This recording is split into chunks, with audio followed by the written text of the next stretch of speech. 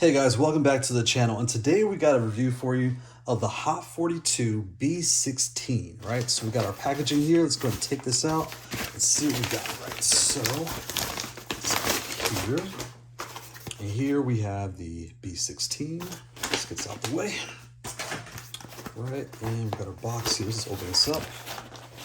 So we got here, we have our charging, our power cable here. So standard USB-C and a USB connector there. So get that out of the way.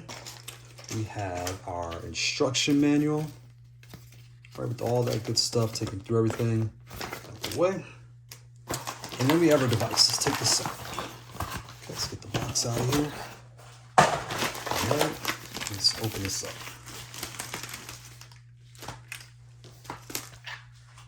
So those that know my channel know I usually put custom artwork on. I didn't for this one yet. I haven't really figured out how I'm going to do it.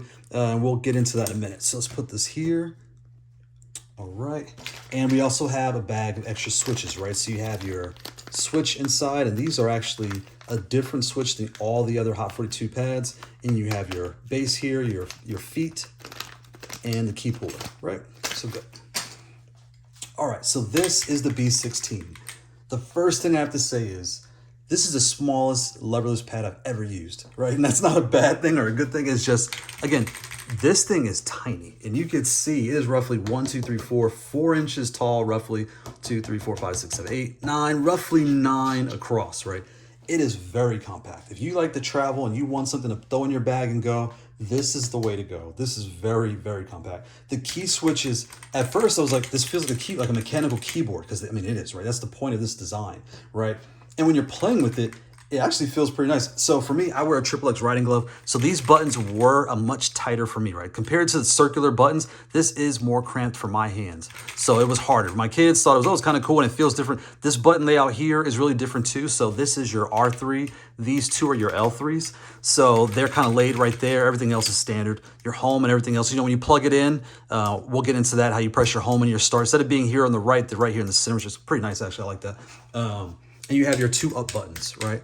But again, in the switches, it feels like a really nice polished keyboard. My microphone is probably not picking that up, so you probably can't hear it, but it feels really nice. If you have a smaller hand and you want a smaller pad, this feels very responsive. Like, it has that mechanical feel. You don't have to push very hard. They're very linear and very easy to tap on. They feel almost like the Ghost switches, right? So I really like, even the sound is very similar to the Ghost switches. So let's size this up. So if you're on the fence and this is right for you, anyone that watches my channel knows we have our standard piece of paper test, right? This is an American piece of printer paper. I believe it's 8.5 by 11. Take this, fold it 3 ways, right? So we got that perfect. Take this, and if you put it right on top, you can see that is basically the size of this pad. I mean, it's slightly more narrow. So we'll take an adapter here. It is roughly 1 adapter, more narrow in width. But as far as height, that is the proper height. So why would you do this? Take this, put it on the table, play like this. Put it on your lap and play like this. And again, your hands are really close together, so play like that. That'll let you know, is this too big or too small or just right for you, right? Before you purchase and decide what you want to do. So I'll put that out the way. So now, knowing that, how do I feel about the build quality? This thing feels solid. So as tiny as it is, it doesn't creak or anything. It has, a nice base here and the nice black top.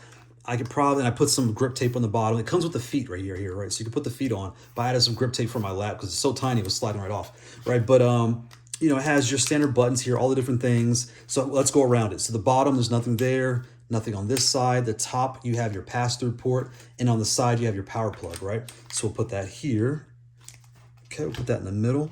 So then you're wondering, well, how do I connect this and use this on my Xbox and PS5, right? So what you want to do is, when it comes to the Xbox, you have your Brooks adapter, right? This is the Wingman XP2. Don't buy this. Don't buy this.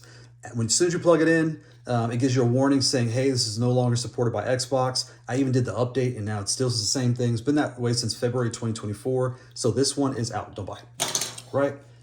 You want to get the Mayflash Magic X, right? So you get this guy, and this will work on Xbox Series X and S. When it comes to PlayStation 5, you have your Mayflash, right? So this is the Magic S Ultimate, right? So you have that one there.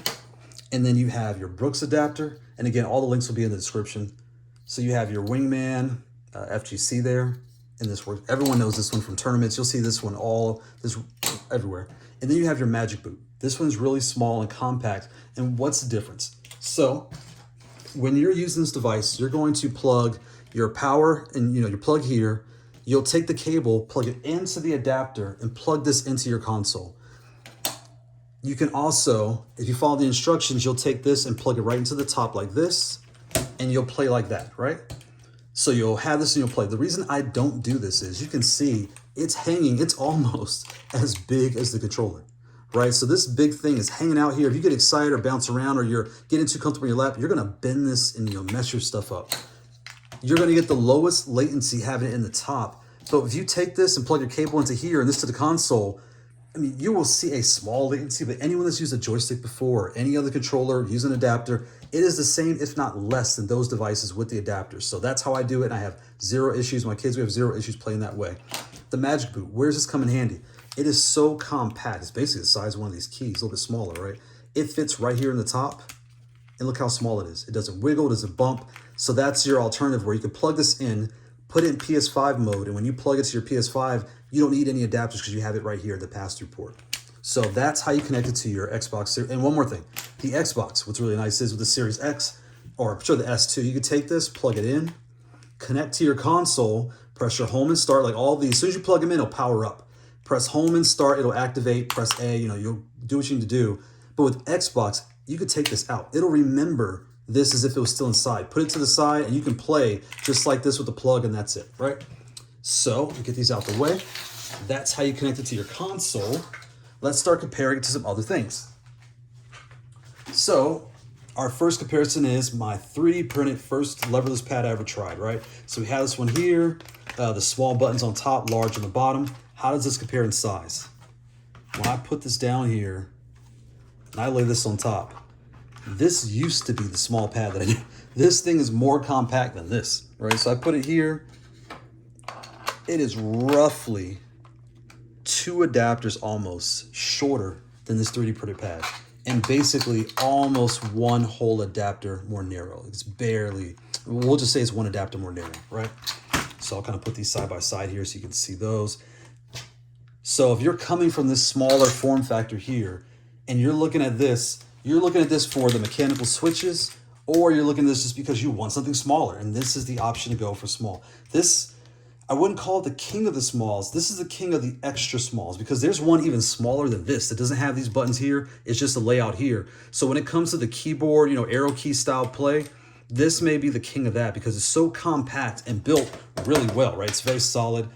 It's metal, so it feels really nice in your hands. So this is probably that. When it comes to the next level, you'll be looking at the S or the P as your small, I guess. So extra small, small. The M would be the medium, right? So that's how you would gauge these out. So let's put this over here. Our next comparison is an Xbox controller. Roughly the same size as a PS5 controller, right? So when you put this here, I'll put it on top. The controller is almost taller than this device. Right, this is very extra small and compact. When I put it this way, you can see, I mean, it basically goes from the edge of this one to the edge of here, the triggers, right? It fits roughly inside of those. I'll put it kind of like that so you can see. So again, this is for your extra compact folks that either have small hands or want something to travel with, and they like the feel of these switches, right? Got that there? Next, we have the T16, right? So this is my first large pad here that I purchased. And when you look at this, I'll slide this over here. And you can see when I lay this on top, this is very compact, right? I don't think I even have enough adapters to measure this out. And I'll put it on here. I'll try to put them side by side so you can kind of gauge them, right? So put that there, this one here, and you can see the light and darks, right? So 1, 2, 3.5 roughly, right? So 1, 2, 3, 4, 5, 6, 7, 8, roughly 8.5. So 3.5 to 8.5, you can tell it is almost more than twice the size as far as height as this one. And the width is almost double the width. So this has the larger buttons all around, just like one large here. It's roughly the size of all these here. These are the smalls. These keycaps are roughly the size of these smalls, but since they're keyboard keycaps, they feel like they're curved and concave like a keyboard keycap. So in my larger hands, when I was playing, since I needed more space, I was kind of digging into the edge right here. So I could kind of feel it in my finger, but that's because I wear a XXX motorcycle riding glove. I have a large, long hand, right? So for me, whereas these, they felt fine, just a little cramped because it's very tight. But everything else felt just fine. And then, like I said, when you're hitting them, that's kind of what drew me back in. Was the switches feel like mechanical keyboard switches. They feel really nice. They're just, I need more space. So I play on a T, right? So let's put this here. Let's grab one more. Let's slide this out the way. Let's grab the big boy.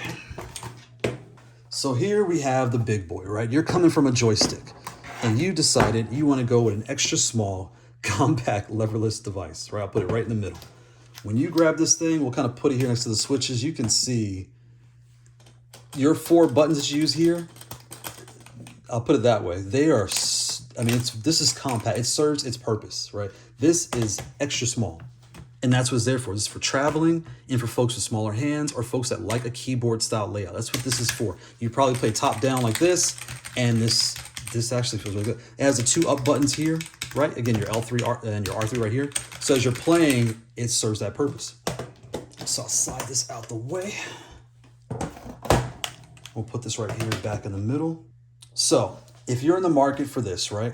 Again, I'm large hands, so this is too small for me. But if you are compact, which I found out most of my audience and most of the people that play with these are using these smaller size styles. As far as the S, the P, this 3D printed, they are using, that is the majority of users. This T is what I use all the time.